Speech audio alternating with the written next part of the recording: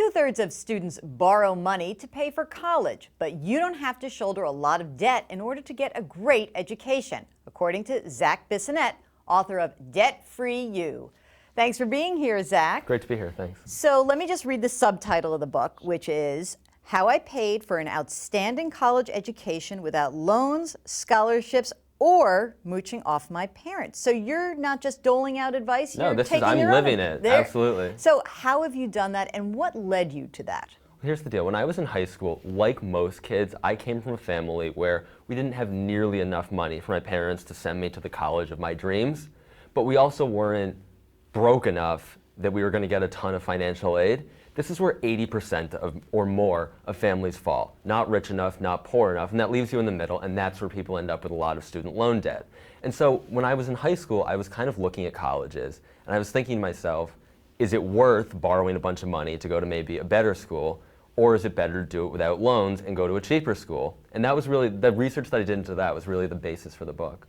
And interestingly enough, I mean, when you talk to a lot of personal finance experts, you'll hear people say, but education debt is good debt. Yeah, you're investing in your future. This is one of the worst myths in the field of personal finance, because you hear it all the time. Everyone's saying college debt is good debt, it's an investment, you'll be able to pay it back. And what I say is, if it's a good investment, you'll be able to pay it back.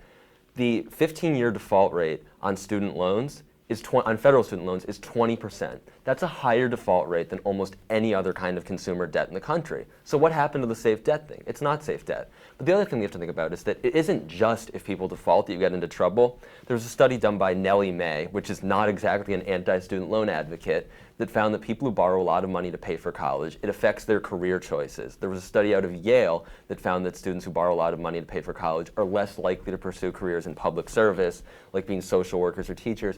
And there was another study that found that people who graduate with a lot of debt tend to have high starting salaries, but then lower progression in salaries. And what that shows us is that they make short-term career-oriented decisions that maybe forego their sort of long-term career, and they end up doing something they don't want to do. And I think that's sad, and that's really one of my main motivations with Debt Free You, was to give people the information to empower them to avoid student loans. So I get that these loans are bad, but a parent whose back is against the wall, what should he or she do? Here's the deal. The average tuition and fees and room and board at a public college in America, four-year college, comes to $13,000 after you subtract the $2,500 tax credit that most families will qualify for. And when you break that down monthly, which you can with a payment plan at almost every public college in America, it works out to $250 a week, and that's assuming you get no financial aid. If you're lower income and get financial aid, it's gonna be less. So that's an amount of money that most families can find a way to cash flow. I'm not saying it's easy, I'm just saying it's doable and that it's definitely worth it. So if you have $250 a week, if the kid's working 10 hours a week at $8 an hour, that's $80 right there. And kids can work up to 20 hours a week without any negative impact on grades, we've seen from studies. So if they work 20 hours a week, that's $160, and then the parents have to save $90.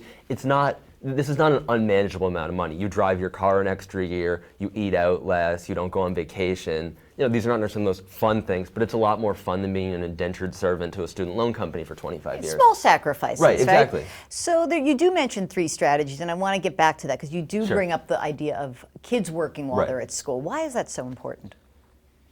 Parents say to me all the time, I don't want my kid to work while he's in college. I want him to focus on school. And what I say to that is that if you tell your kid that he doesn't have to work while he's in school, you're hurting his chances at succeeding in the workforce. When you look at surveys, some of the main complaints, and I'm sort of generalizing here, are that Gen Y workers and recent college graduates don't have a good work ethic, that they're entitled, that they don't quite know how to respond to authority in a work environment, and that they're very short-sighted and don't think long-term. And I say, what better way to disprove all of those ideas than to walk into your first job interview and say, I worked 25 hours a week throughout my college career so that I could graduate debt-free because I felt that that was the best long-term thing to do for my life. Yeah, it makes a lot of sense. And I think you're right. That also gives you a greater appreciation for the education that you're actually paying for, right? Like, you're invested. Exactly. I'm working for this. I'm not going to not go to class. I just wrote a huge check for that. You know? And you also talk about, in terms of a cash flow, that a lot of families don't understand that you have different choices about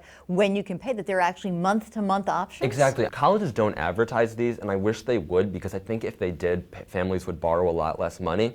But for somewhere between $25 and $50 at most colleges, you can set up a payment plan and it pays your college bill monthly. It's drawn automatically from your checking account, and it's interest-free over the course of a semester. So even if you do have the money, it's actually a fine thing to do because you put it in your savings account. And yeah, and it works out to a few $100s a week, and they'll draw it monthly, so it's maybe $1,000 a month. It's not a crazy amount of money, and it's an amount that if you start out the year, if you start out in August and say, okay, I have to write a check for $15,000, a lot of people can't do that. Right. But if you say, I need to come up with $1,000 this month and $1,000 next month, it's sort of bite-sized and manageable, and if you get creative and work hard, you can do it. And that's assuming no financial aid. Most families get financial aid.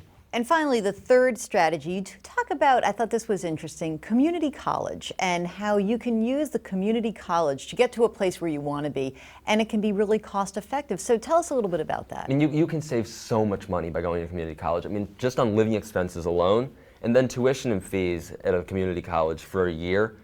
After you include the tax credit, I think the average family pays less than like $1,000 for tuition and fees at community college, and with a little bit of financial aid maybe thrown in there.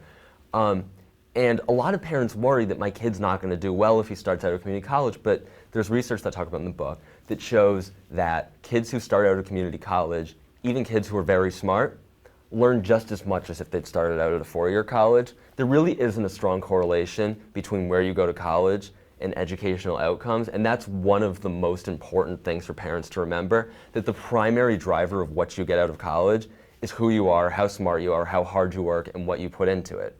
So the community college thing is a fantastic option. You can save a ton of money in the first 2 years, then transfer to a four-year college, and the diploma is not going to mention the community college. The diploma is going to say the college that you graduated from. Right. Amherst College, Stanford, all of these colleges, UCLA, recruit very aggressively at community colleges, and a lot of people don't know that. Well, there's such great valuable advice here. Thank you so much Thanks for so much, joining Jen. us, and thanks for watching.